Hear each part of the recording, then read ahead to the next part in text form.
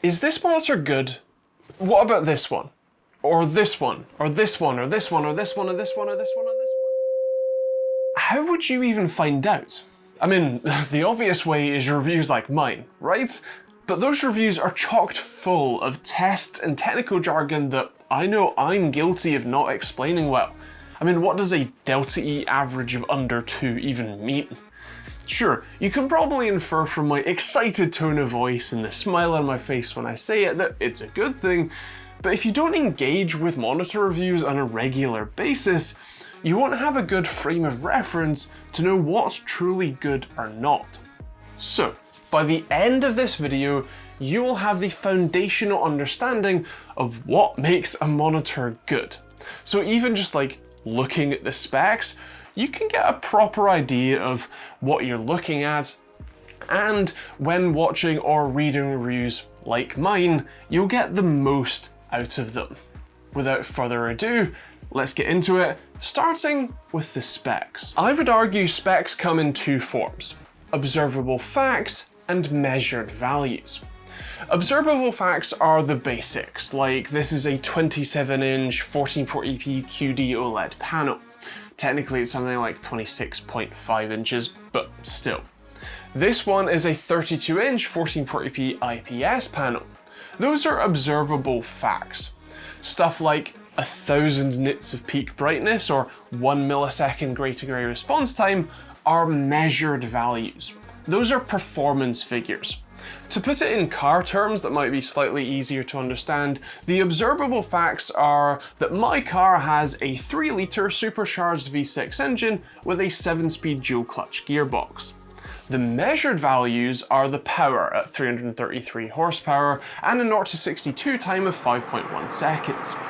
Those are things that the manufacturer says are true, but need to be independently verified before being believed. Knowing what is a hard fact and what is a measured value is really important. Let's use this monitor's Amazon listing as an example. So 500 Hz, fact. 0.03 millisecond response time, measured value. Adaptive sync, fact, that occasionally needs to be verified. HDR 500 True Black, well, this is a certification, so while it's really a measured value, you can sort of treat it as a fact. Image contrast ratio, measured value. Screen surface, fact. Hopefully that's helpful. Since those observable facts tend to speak for themselves, let's instead work through the measurements. The sort of stuff that I and other monitor reviewers sort of include in our reviews. Let's start with colors, or more specifically, you can think of this as the quality of light the monitor outputs. That means what color, how bright they are, and the contrast between the brightest and darkest, and even things like the uniformity or evenness of those colors. A number of those metrics are often touted either on the retailer's page or on the monitor spec page.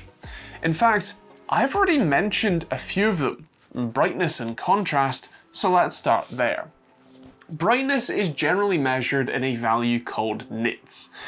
Nits is actually candelas per square meter, and a candela, yeah, I know it's already getting a bit much, is the SI unit for luminous intensity.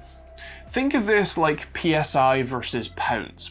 Pounds is a weight. PSI is pounds per square inch, it's a force. Nits is the same. Anyway, 100 nits is pretty dim.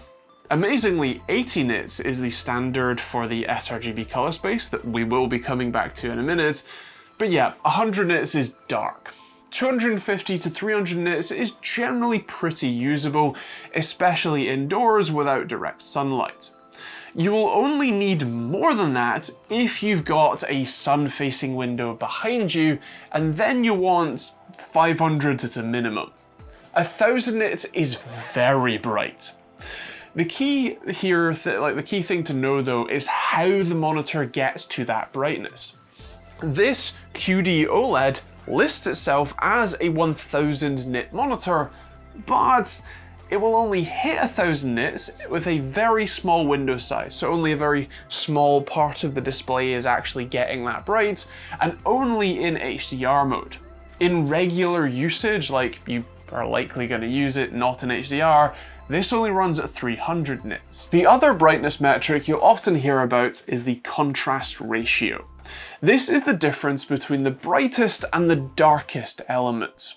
The more contrast, the better the display looks. Darker areas are truly dark and the bright areas are truly bright. This is expressed as a ratio. So an IPS panel is generally around 1,000 to 1. So for every 1 nit of pure black light, there is 1,000 nits of pure bright light. VA panels are generally 3,000 to 1, with really good ones being more like 4,000 to 1s. And OLEDs, well, they're the best. They have an infinite contrast ratio because they physically do not produce any light when you tell them not to. The higher the contrast ratio, generally the less light they produce when dark, rather than being brighter at the top end. That does help, obviously, but it generally, like, a contrast ratio is generally telling you how dark it can get, rather than how bright. The final brightness, like, related metric that you might see, although it's a lot less common and only really found in more detailed reviews, is uniformity. This is how even the panel outputs light.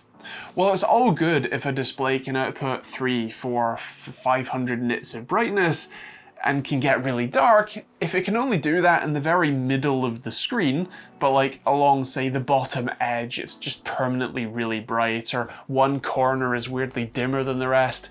That's still no good. IPS panels in particular used to be really bad for that, especially on the edges, although they've gotten a lot better since then. And with OLEDs, again, man, they're just perfect. All of that is to say that you want a uniform monitor. The final light quality metric is actually in two forms, both discussing color performance.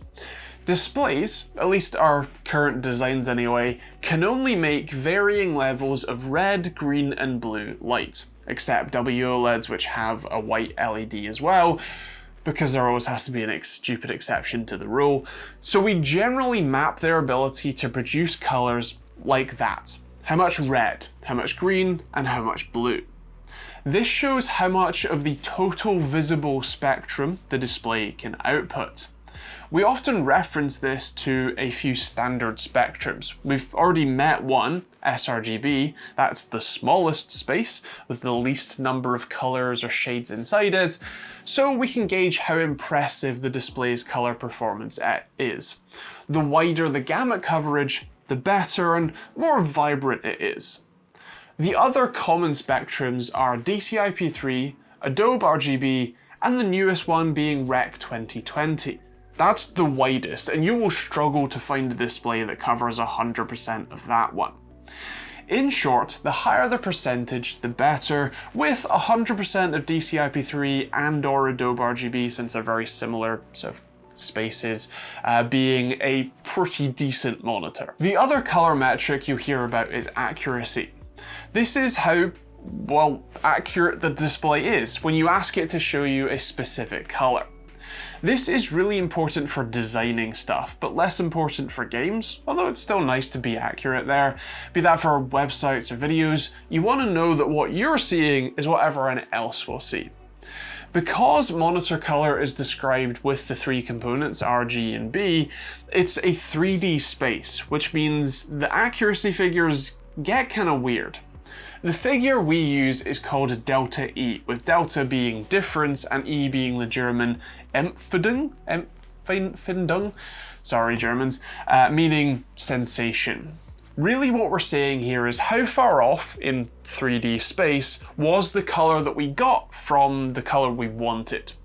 Generally, a delta E of less than 2 is considered ideal, as that's how close, how little our eyes can detect any actual differences. Here's two colors that are a delta E of 2 apart, and now 5 apart.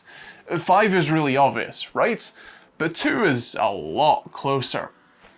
Obviously, the lower the better, but if none of the tests return a result higher than 2, that's a really good display.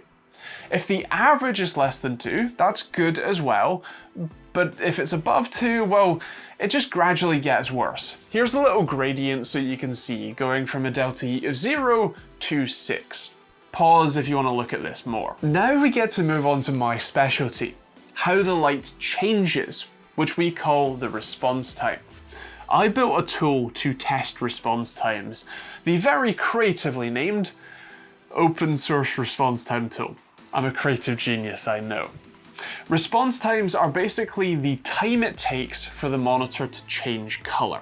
This is important as the frame changes and stuff moves on screen. You need the pixels to be able to keep up and actually show you those changes. You want to see where you're aiming or your enemy's positions, right? Oh yeah, it's kind of important. The important thing to know about response times is that it is basically impossible to truly represent the change in light level with just one number. And every manufacturer grossly misrepresents their response times. Here is what a single response time transition looks like. While I could go on for hours about this, I'm going to keep it tight and give you just 3 examples. First, this one. This is a rising transition, so going from dark to light. How you measure the response time varies depending on who's doing the testing. There are a load of differing methodologies, so for example, companies measure by just cutting 10% of the light level change off the top and bottom, leaving you measuring just 80% of the change.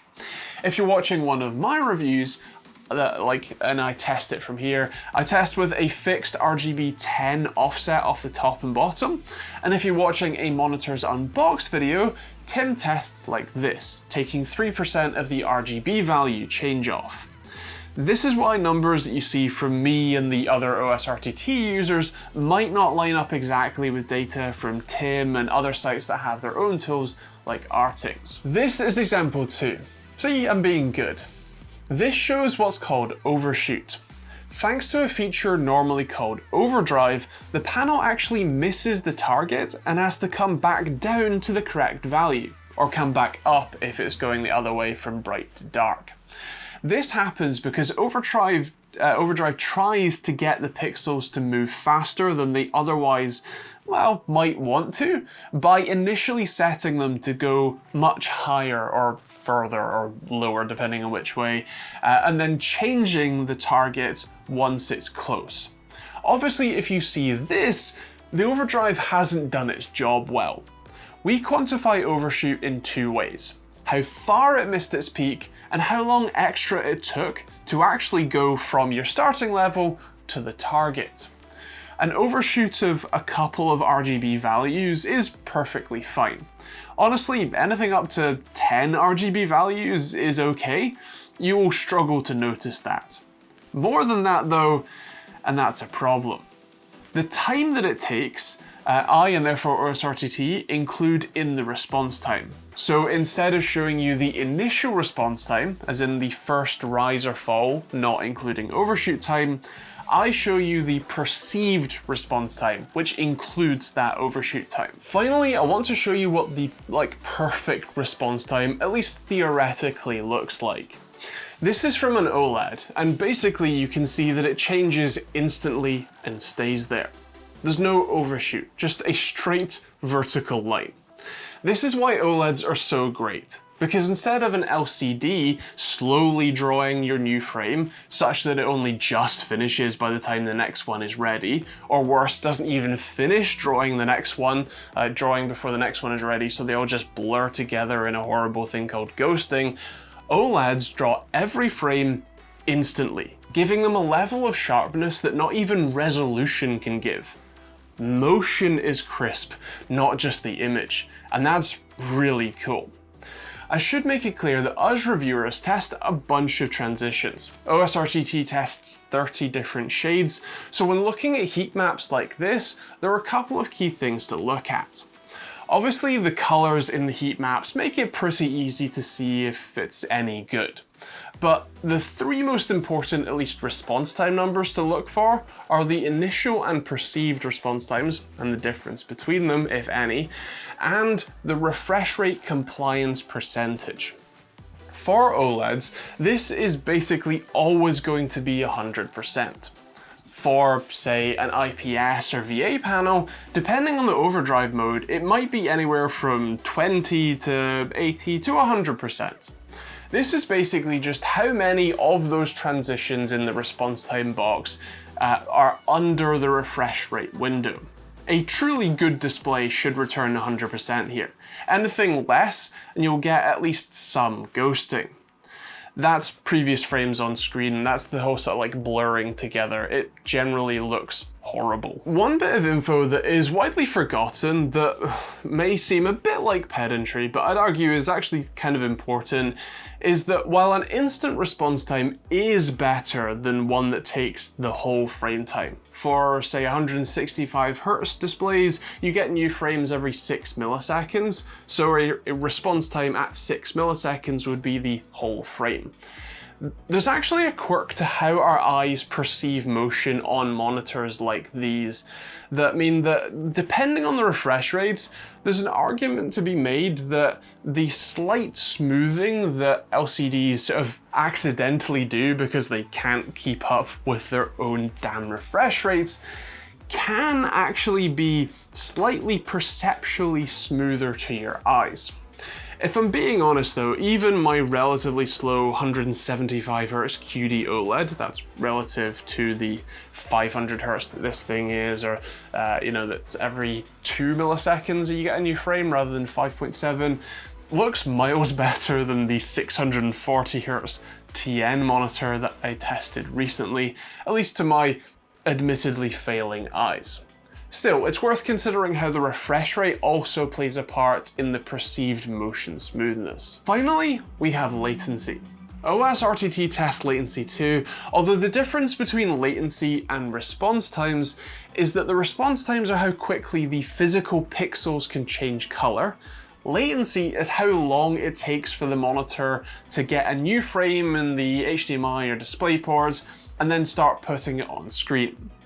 Displays actually do quite a lot to that image they get from your graphics card. They've got to convert the image data into instructions for the actual pixel grid, apply any effects like brightness or color changes, and do those overshoot calculations based on the last frame. All of that is almost always done in around 1 millisecond on a good gaming monitor. The biggest delay is actually the refresh rate window normally. See, if you've got, let's say, a 60Hz display, that means that you're only going to get new frames every 16.7 milliseconds. Let's say that your graphics card draws you a new frame and sends it to the monitor when the current frame has only been on screen for 1 millisecond. You've now got to wait 15.7 milliseconds for the display to refresh and show you that new frame. That isn't the monitor being slow, that's just the refresh rate. If your graphics card sends it when the current frame has been on screen for, let's say, 14 milliseconds, well now you only have to wait for 2.7 milliseconds. That's why a great OSRTT latency measurement is half of the refresh rate, with no results being above the frame time. That means that the display is happening fast enough to basically never miss the next frame window. There are a few other tests and stuff that you might see, and if you read incredibly detailed reviews from sites like Artings, I've skipped a whole load of their tests for sure. But for me, what I've covered is the in-depth basics of monitors, and if you understand the basics of color, brightness and contrast, response times and latency, well, you're in a really good place to understand what is a good gaming monitor and what isn't worth your time nor money. I hope that this has been useful for you, and if you have any specific questions, please do leave them in the comments below or even join our Discord server and ask there. If you want to be able to test monitors for their response times and latency, you are more than welcome to pick up an open source response time tool from osrtt.com, which is linked in the description. I build them right here at home in the UK and ship them worldwide, so feel free to have a look at that. Of course, if you want to check out more videos like this one, including my monitor reviews, I'll leave the full playlist of them on the end cards, and you can hit the subscribe button. And otherwise, that's pretty much it. If I've missed anything, got anything wrong, feel free to let me know in the comments down below. Thank you very much for watching, hope you enjoyed it. I'll see you on the next video.